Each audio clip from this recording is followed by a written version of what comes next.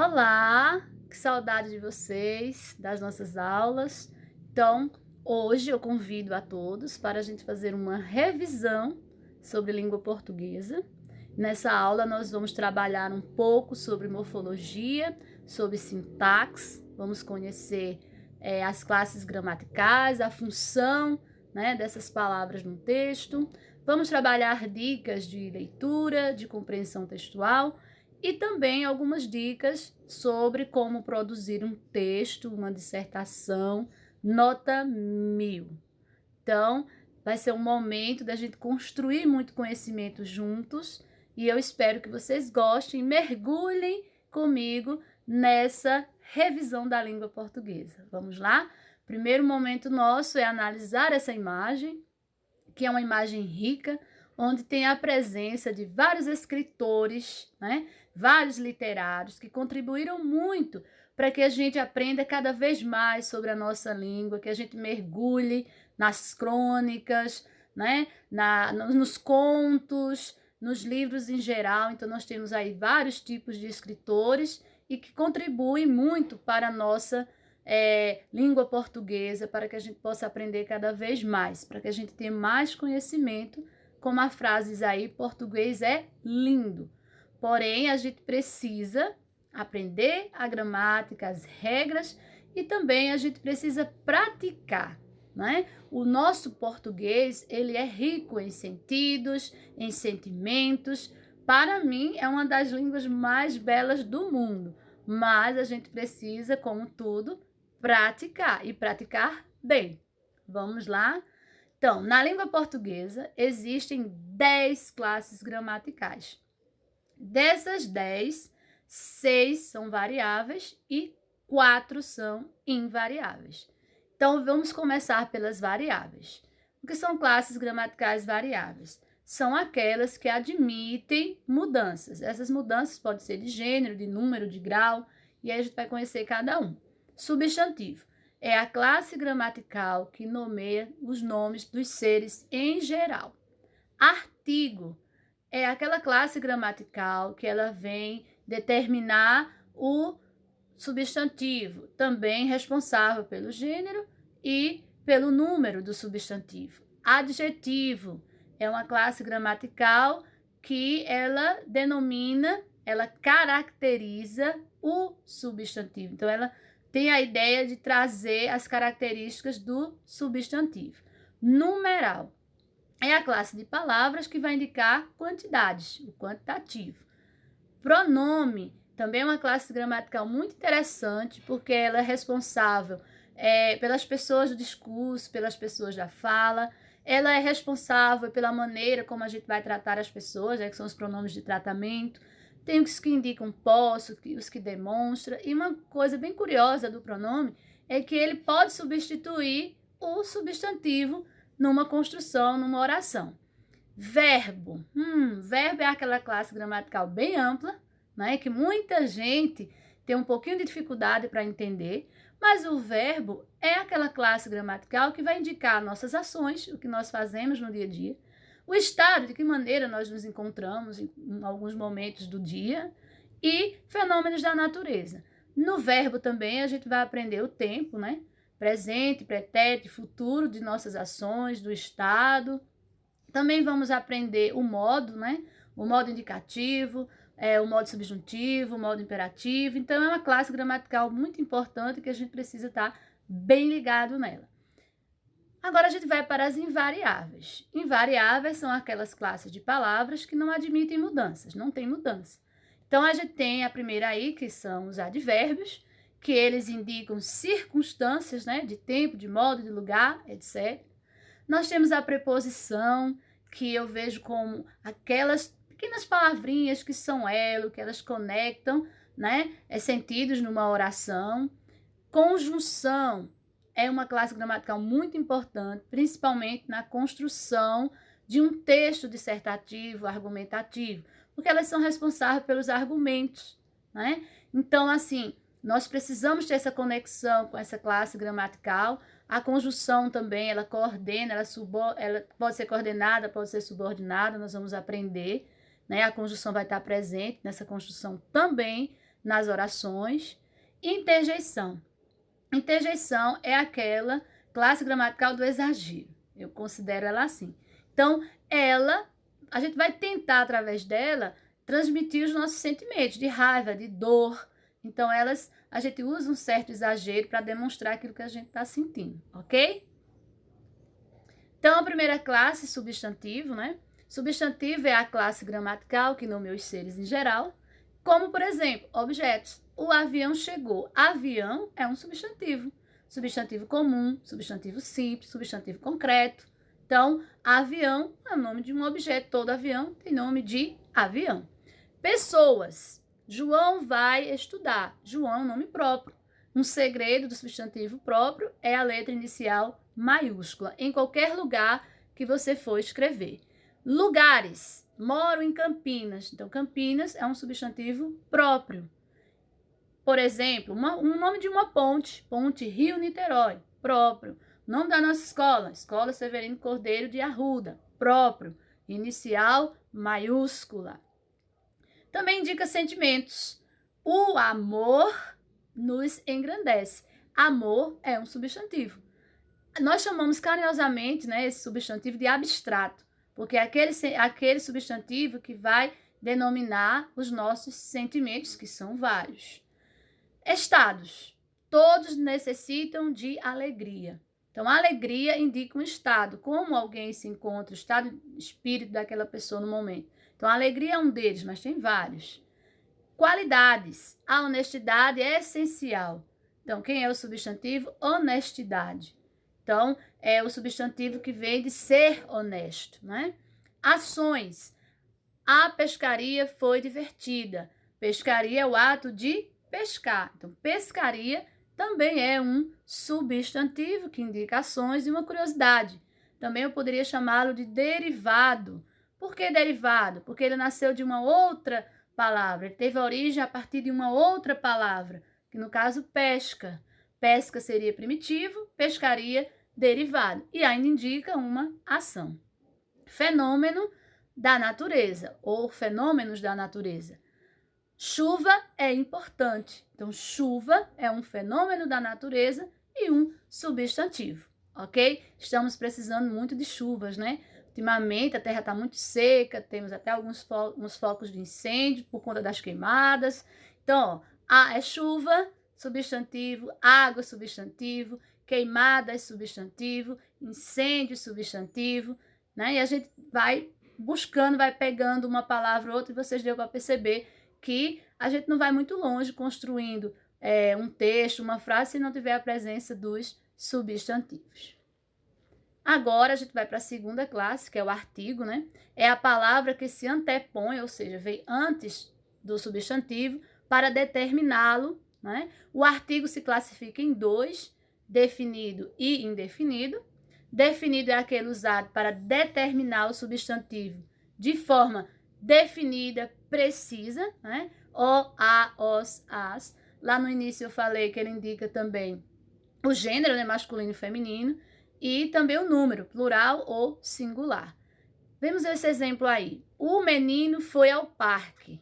Então, o menino está específico, então está definido aí na frase.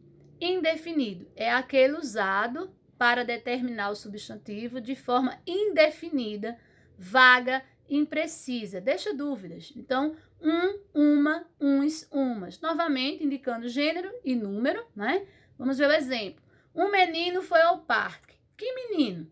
Qualquer menino. Não está definido aí. Agora a gente tem a 3, né? A classe gramatical de número 3, adjetivo. É a palavra que caracteriza o substantivo.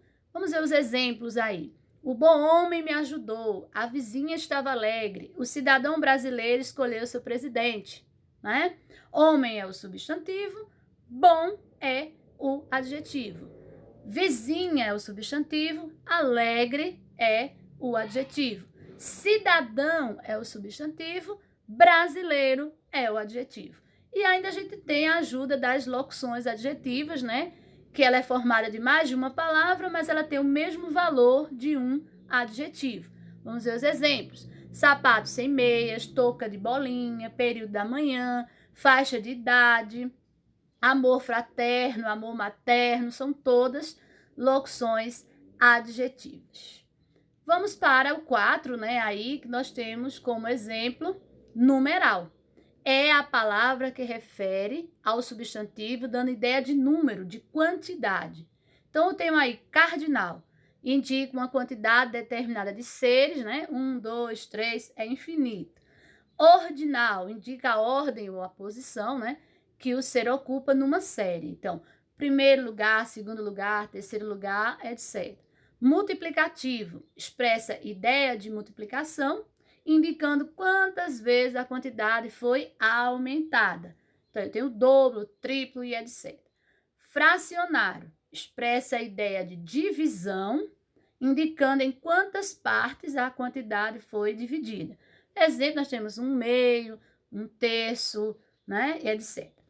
Pronomes. O que são os pronomes? É a palavra que substitui ou acompanha um substantivo relacionando a pessoa do discurso. Substituindo ou acompanhando o substantivo, né, o pronome indica a pessoa do discurso, a pessoa gramatical, a pessoa que fala, né? Eu, nós, primeira pessoa do discurso, a pessoa que fala. Tu, vós, segunda pessoa do discurso, a pessoa com quem se fala. Ele, né? Ela, eles ou elas. Terceira pessoa, né? A pessoa de que se fala. Eu falo de você, né? Então, eu vou falar o quê? Para você, sobre alguém, ok? Então, os pronomes, ele tem uma vasta classificação, né? Então, pronomes pessoais do caso reto são as pessoas do discurso. Eu, tu, ele, nós, vós, eles, elas. Os pronomes pessoais do caso oblíquo. Me, mi, contigo, te, ti, contigo, me, mi, comigo, se, si, o, lhe. Então, são todos pronomes pessoais do caso oblíquo. Pronomes pessoais de tratamento são aqueles pronomes específicos para a gente tratar alguém, dependendo da cerimônia, né, que se deve ter com aquela pessoa. Então, por exemplo, para os meus amigos, vou utilizar o pronome você, mas para as pessoas mais velhas, que a gente tem que ter um respeito maior, respeito a gente respeita todos, mas é exigido um maior respeito, uma maior cerimônia. Então, senhor, senhora, senhorita, ok? Autoridades, né? Vossa Excelência, Vossa Santidade, né, para o Papa, meritíssimo para o juiz e etc. Pronomes demonstrativos são aqueles que demonstram, são aqueles que indicam este, esta, aquilo, aquela, ok? Pronomes indefinidos são aqueles que não definem. Então, qual, todo, alguém, então, são pronomes indefinidos. Pronomes interrogativos são aqueles que interrogam, são aqueles que questionam, que indagam. Então, quem, porquê, quais, qual, quando. Os pronomes possessivos, né, são os que indicam posse, meu, minha, teu, tua, nosso, ok? E nós temos também as locuções pronominais, que eu trouxe algumas aí, né? Cada qual, cada um, quem quer que seja, entre outras. Então, agora a gente tem a sexta, que é o verbo, né? Indicam ações, estado ou fenômeno da natureza, sendo classificados em verbos regulares e irregulares. Então, a gente tem aí conjugações. Cada verbo da língua portuguesa possui sua conjugação. Ou seja, cada verbo, ele se flexiona, né? Utilizando as desinências verbais, que são os elementos que, associados aos verbos, nos dizem em que tempo, pessoa, número e modo eles estão. Voltando à questão do verbo, conjugações. Primeira conjugação, verbos terminados em ar. Segunda conjugação, verbos terminados em er, né? E a terceira conjugação, verbos terminados em ir. Para a segunda conjugação, vai migrar aqueles verbos que terminarem em OR, ok? Então, os verbos são esses meninos aí. Então, modo e tempo desses verbos. Modo indicativo indica ação ou estado, pode ser utilizado para fazer referência ao presente, passado e ao futuro. Nesse modo, o fato é considerado como certo, como real, não deixa dúvidas, é um modo indicativo. O modo subjuntivo, ele já apresenta uma possibilidade, uma incerteza de existência ou não existência. Nesse modo, o foco é a ação ainda não realizada. Se eu ganhasse na loteria, se eu ganhasse. Quando eu ganhar na loteria, então nada certo é dúvida. Modo imperativo. A palavra vem do latim imperare, tem como significado comandar, estimular, fazer algo, conselho, convite, induzir, animar, etc. Ok? Então, nós vamos agora para as invariáveis, começando pelas preposições. Conectam dois termos da oração por meio de uma relação de subordinação, ou seja, uma necessita da outra. A oração principal vai necessitar de uma segunda, então ela é subordinada. Dessa maneira, conforme a circunstância estabelecida, são classificadas em preposição de lugar, modo, tempo, distância, causa, instrumento e finalidade. Vou dar um exemplo. Com, na, de, do são preposições. Em, então tem várias que a gente utiliza para construir essas conexões. Então agora conjunções, né?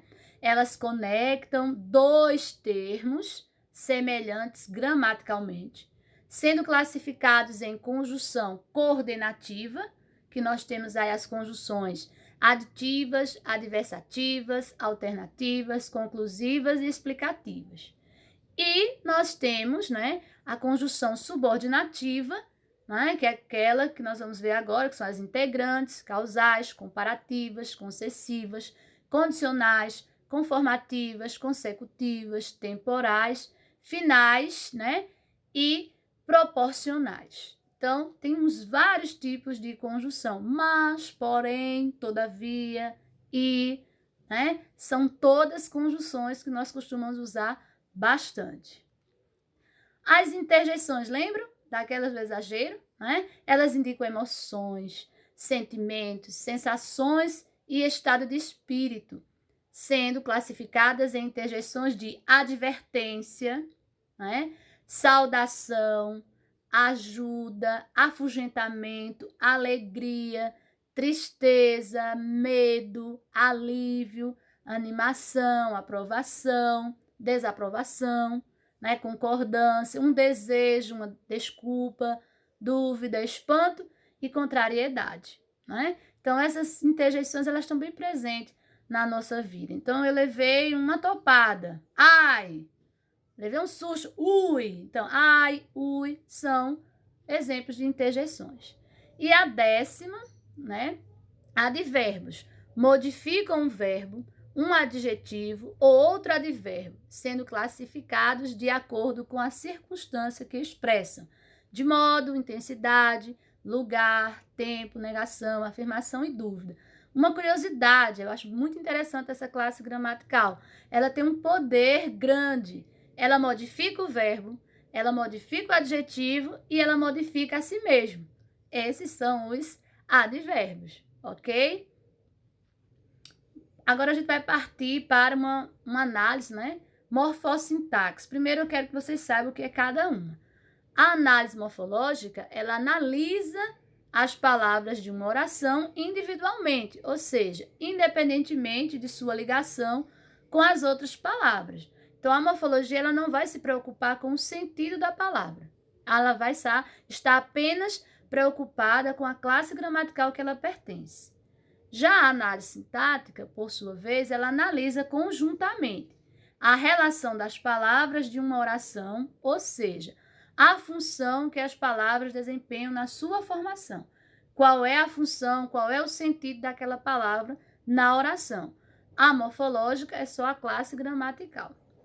Eu trouxe para vocês aí um exemplo de uma análise morfossintática. Então, vamos começar pela análise morfológica. Então, eu tenho aí uma oração, utilizamos a água sem desperdício. Então, vamos trabalhar cada uma dessas palavrinhas gramaticalmente. Então, utilizamos, é um verbo, né? Está na terceira pessoa do plural, né? Do verbo utilizar, conjugação no presente do indicativo, voz ativa. Então, utilizamos é um verbo e já está tudo aí certinho, conjugação, tempo, tudo direitinho. Depois eu tenho a letrinha a palavra a. Ela é o quê? Um artigo definido. Tenho a palavra água, que é um substantivo comum. Eu tenho sem, que é uma preposição. E eu tenho desperdício, que é um substantivo abstrato. Então, agora eu acabei de realizar uma análise morfológica. Agora a gente vai fazer a análise sintática. Então, a mesma oração, agora a gente vai trabalhar o sentido, né? Então, aí, primeira coisa, sujeito oculto nós. Mas cadê nós que não está aí? Então, o sujeito oculto, ele é aquele vocábulo que não está presente, mas a gente sabe que existe. Utilizamos água sem desperdício. Quem? Nós. Ele não está de forma explícita, mas ele existe. Então, nós, sujeito oculto, utilizamos verbo transitivo direto e indireto. Por quê? Ele é um verbo transitivo, ele vai precisar de complementos, e esses complementos vai vir com artigo e com preposição. Por isso, vai vir com um objeto direto e um objeto indireto, que eu vou explicar mais na frente. Então, agora eu tenho a água. A água, objeto direto, ou seja, um complemento que o verbo exigiu.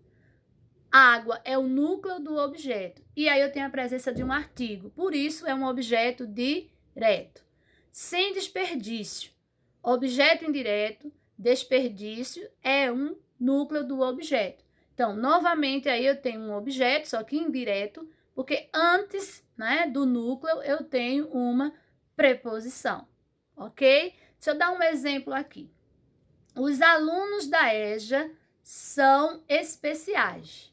Então, os, artigo, alunos, substantivo, são, verbo, especiais, adjetivo.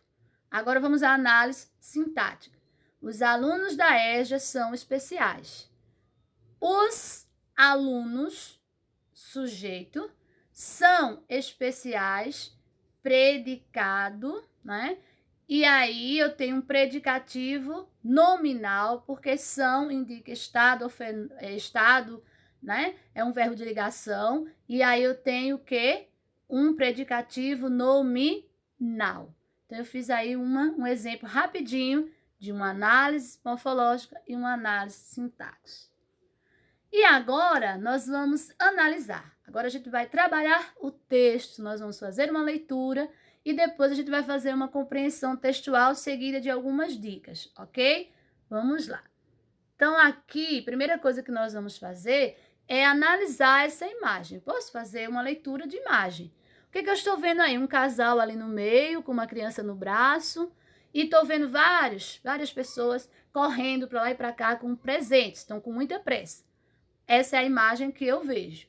Aí agora eu vou ler o texto. Puxa, ainda falta comprar tudo isso. Comprei tudo, só não sei como vou pagar. Que família mais esquisita. Por que será que todos correm? Parece que eles vão para a festa de um velhinho vestido de vermelho. Sai da frente, bando de lerdos. Então aí a gente já vê mais que essa família que está aí meio desconectada seria a Sagrada Família. Seria José, Maria e Jesus. E aí remete, né, à reflexão que esse período aí seja o período de Natal. Mas aí o que a gente vê nessa imagem é que as pessoas não estão muito preocupadas com o sentido do Natal, né? Com o nascimento do Salvador, com aquela coisa de família, de transmitir amor, de ser luz na vida dos outros. Eles estão mais preocupados com outra coisa. Comprar presente, dar presente, mesmo que não saiba nem como vai pagar, mas estão preocupados com isso. Então, aí, o que a gente pode fazer de inferência? Então, a dica é, nós vamos ter que ver o que vai ser perguntado para a gente, o que a gente pode buscar nesse texto, como a gente vai responder. Vamos à primeira questão. Questão 1. O menino Jesus encontra-se quase invisível na charge. Isto pode denotar. Charge é um gênero textual onde é utilizada a linguagem verbal, ou seja, a escrita, e a imagem, ok? Nós chamamos de linguagem mista, que são as charges.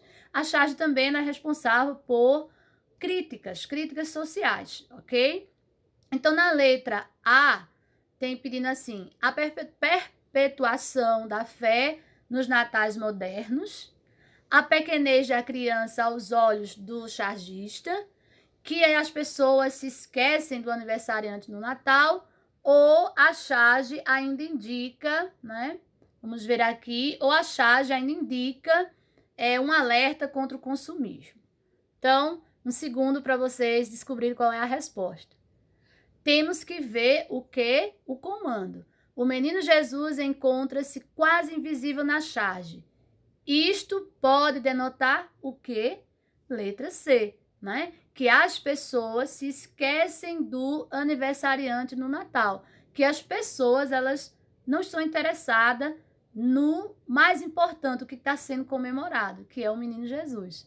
Eles estão mais preocupados com outra coisa, beleza? Agora, eu tenho a questão número 2. Qual destas palavras nomeia com mais veracidade o espírito da charge? Então, qual é o espírito da charge? Eu disse para vocês que a charge ela vem com um tom de crítica, de reflexão. Então, seria a religiosidade, a urbanização, a solidariedade ou o consumismo? Pelo que nós podemos observar, a resposta seria consumismo, ok? E aqui eu trouxe umas dicas para vocês, né? Dicas de compreensão textual.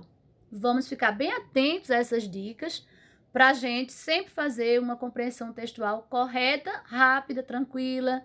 Então, a primeira delas, leia a pergunta antes do texto. Isso te ajudará a buscar os pontos importantes para a resposta no decorrer da leitura. Antes de você ler o texto, você veja o comando, veja qual é a pergunta, porque você já vai com a ideia. Identifique o tipo de texto. Para isso, estude bastante sobre gêneros textuais. Importante você saber quais são os gêneros textuais que nós temos, que são vários. Procure identificar as intenções que o autor pode ter com o texto, buscando entender o contexto da produção. O que é que o autor do texto quis mostrar para a gente? Leia mais de uma vez. Na primeira leitura, entenda a ideia geral do texto. Depois, procure pelos pontos que podem justificar a sua resposta. Então, normalmente, para a gente compreender um texto, a gente tem que fazer mais de uma leitura. Então, você pode ler até 10 vezes. Desde que você compreenda, não tem problema. Elimine as alternativas mais distantes da resposta correta. Então, quando a gente vê aquelas alternativas que são absurdas, você já corta aquela dali, você elimina. Aí você vai para aquelas que se aproximam mais da resposta. Né? Então, você vai ficar mais atento, lê novamente o texto, que você encontra a resposta. Normalmente, as alternativas tentam nos enganar. Mas por quê? Porque ele exige de nós uma boa leitura. E agora, eu trago para vocês dicas para fazer uma boa redação. Então, fiquem bem atentos. Se você conseguir entender essas 5 dicas, você vai conseguir fazer uma redação nota 1000. Primeira dica, entenda o tema. É preciso analisar a proposta da redação e ver qual é a importância no cenário atual. Então, eu preciso estar atualizado, eu preciso estar assistindo jornal, eu preciso estar lendo jornal, ler revistas, conversar, né? Argumentar, estar ligado em tudo que está acontecendo no nosso país, no mundo. Então, eu tenho que estar atualizado. 2, texto enxuto. Não escreva coisas que não estão relacionadas ao tema. A redação precisa ter períodos curtos para ficar mais clara e fácil de ler. Então, você tem que procurar enxugar, né? Resumir um pouquinho o seu texto.